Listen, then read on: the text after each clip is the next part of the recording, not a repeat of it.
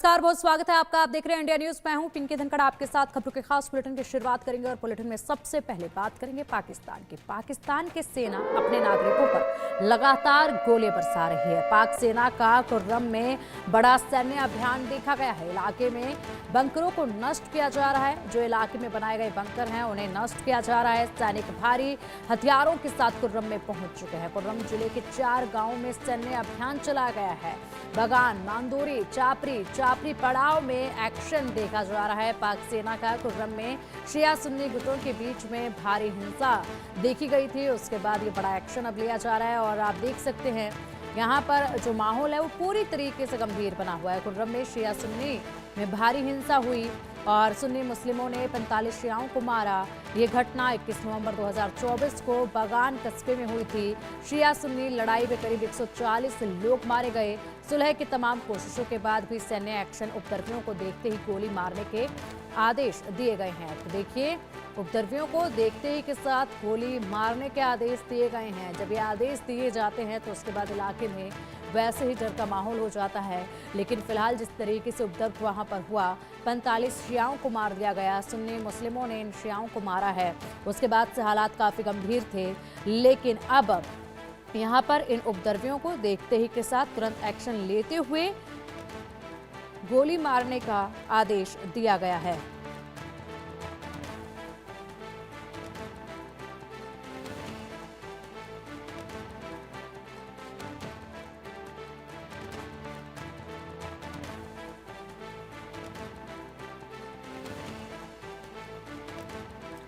तो देखिए, यहाँ पर जो बंकर बनाए गए थे उन बंकरों को भी नष्ट किया जा रहा है।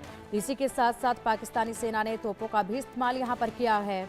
और साथ ही साथ बता दें कि खैबर पख्तूनख्वा में कुर्रम में सेना अब उतार दी गई है। पाक सेना नागरिकों पर लगातार गोले बरसा रही है। यहाँ पर कोई और इनको समाधान नजर नहीं आया। सीधा गोले बरसाने का आदेश जो है वो दे दिया गया। जिस तरीके से शिया सुन्नी में यहाँ पर जंग देखी गई, शिया सुन्नी की जो आपसी लड़ाई है वो कोई नई बात नहीं है, लेकिन यहाँ पर जिस तरीके से इस लड़ाई में यहाँ पाक सेना अपना किरदार निभा रही है वो वाकई में सोचने वाली बात है। अपने ही नागरिकों पर जिस तरीके से गोलीबारी की जा रही है। अधिक अपडेट के लिए हमारे सहयोगी अजय जांड्याल हमारे साथ जुड़ गए हैं। अजय, शिया सुन्नी की लड़ाई हुई, लगातार यहाँ पर जो दंगे हुए, जिस तरीके से उपद्रवियों ने माहौल बनाया, उसके बाद अब पाक सेना जो है जनता के ऊपर गोले दाग रही है। कोई और रास्ता पाक सेना को नजर नहीं आया। देखिए, बिल्कुल जिस तरीके से लगातार पाकिस्तान में हालात जो है बिगड़े हुए थे, जिस तरीके से पाकिस्तान में जो है शिया सुन्नी का खासतौर पे खैबर पख्तूनख्वा की बात करें, वहां पर वो कॉन्फ्लिक्ट चल रहा था। उस कॉन्फ्लिक्ट में आप सरकार, पुलिस, सेना जब जो है वो कामयाब नहीं हो पाई है उसे हैंडल करने में, तो वहां पर जो है वो गोलीबारी की गई है और आम लोगों को निशाना बनाया जा रहा है। जिस चीज के चलते इस वक्त काफी जो है हाहाकार वहां पे मचा हुआ है। कब तक ये चलेगा ये कहना मुश्किल है, मगर जिस तरीके से टीटीपी के नाम पर, जिस तरीके से बीएलए के नाम पर जो है वो पाकिस्तानी सेना इस वक्त आम लोगों पे अत्याचार कर रही है, वो अपने आप में बताता है कि कितना मुश्किल समय उन लोगों के लिए जो है वो चल रहा है जो लोग उस इलाके में रहते हैं। लगातार बलूचिस्तान के लोगों को टारगेट करना, लगातार खैबर पख्तूनख्वा, वजीरिस्तान के लोगों को टारगेट करने का सिलसिला जो चला है वो काफी चिंताजनक इस वक्त जो है वो बना हुआ है उनके लिए। बिल्कुल, इसी के साथ अगर बात की जाए तो अभी 140 लोग मारे जाने की खबर है, लेकिन हालांकि नुकसान जो है वो लगातार जब से ये लड़ाई, ये युद्ध शुरू हुआ है अजय, तब से काफी नुकसान हो चुका है। अगर आकलन किया जाए कितना नुकसान अभी जान की हानि का हो चुका है? देखिए, अभी जो डाटा सामने आया है उसमें जो है 140 लोगों की बात है, मगर आप देखें तो ये पिछले कई सालों से जारी है और उसमें इसी तरह से आप देखें तो लोगों के मारे जाने का सिलसिला चल रहा है। दो तरह से चीजें हो रही हैं। एक तरफ पाकिस्तान की सेना का ये अत्याचार, दूसरी तरफ वहां पर सेना जो है बिना इन हमलों के जब लोगों को जो है वो अगवा करती है, किडनैप कर लेती है और उसके बाद कई दिनों तक उनका कुछ पता नहीं चल पाता, तो ये अपने आप में बताता है कि किस तरह मुश्किल, दर्दनाक जो है वो बंजर बना हुआ है। जिस तरीके से लगातार वहाँ हालात हैं, लोग काफी चिंतित हैं कि कब तक जो है उनको इस चीज का सोल्यूशन मिल पाएगा, क्योंकि इसके चलते जो है वो लोग अब घरों में नहीं रह पा रहे हैं। वहां पर महिलाओं के साथ बलात्कार होना, युवा जो अगर आवाज उठाता है तो उसको किडनैप कर कर उस पर अत्याचार होना, ये बड़ा आम सी बात हो गई है। यही वजह है कि खैबर पख्तूनख्वा में और बलूचिस्तान में लोगों ने जो है वो फौज के खिलाफ हथियार उठाए, वहां पर एक अलग अल्टरनेट आर्मी जो है वो तैयार कर ली। उसके पीछे की वजह जो है वो यही है, क्योंकि सरकारें जब लोगों को नहीं सुनेंगी और उन पर अत्याचार करेंगी तो ऐसा होता है। बिल्कुल। क्या इसके अलावा कोई और पाकिस्तान की जो सेना उतार दी गई है, क्या इसके अलावा पाकिस्तान की सरकार कोई दूसरे विकल्प पर भी विचार कर रही है क्या? अजय, क्या कोई ऐसा इनपुट भी सामने आ रहा है क्या? क्योंकि अभी तो फिलहाल जो यहाँ पर नुकसान किया जा रहा है, जिस तरीके से लोगों के अंदर डर का माहौल पैदा किया जा रहा है, वो कोई परमानेंट समाधान नहीं है इस चीज को लेकर। देखिए, जब वहां पे अगर आप मौजूदा हालात देखें तो वहां की सरकार जो है वो खुद अदर में है। इमरान खान की पार्टी पीटीआई और शहबाज शरीफ के बीच में अंतर कला चल रही है, फौज के बीच में अंतर कला है। कई अफसरों को जो है उनको या तो सस्पेंड कर दिया गया है, डिसमिस कर दिया गया है, या फिर उन पर कार्रवाइयां करने की तैयारी कर ली गई है। तो ये जो कॉन्फ्लिक्ट है इस वक्त with in the government, with in the parties, with in the फौज जो है, ये पाकिस्तान में काफी हालात आगे से पहले से खराब कर चुका है। ऐसे में आम लोगों को क्या तवक्को वहां से हो सकती है? ऐसे में बड़े कम चांसेस हैं कि लोगों की सुनवाई जो है इसमें कुछ हो सकती है। यही वजह है कि लोग चिंतित हैं कि आखिरकार होगा क्या। शहबाज शरीफ सरकार की तरफ से कोई भी सांत्वना अभी तक लोगों को नहीं दी गई है और फौज लगातार इस तरह से अत्याचार कर रही है जो काफी चिंताजनक बना हुआ है। बिल्कुल। पैरा चिनार को जोड़ने वाली एक मुख्य सड़क को भी पिछले 3 महीने से बंद रखा गया है। इसी के साथ अगर बात की जाए अजय, तो 4 ऐसे गांव हैं जिनका नाम सामने आया है, जहां पर बड़े लेवल पर जो अभियान है सेना का चलाया गया है, पाक सेना का।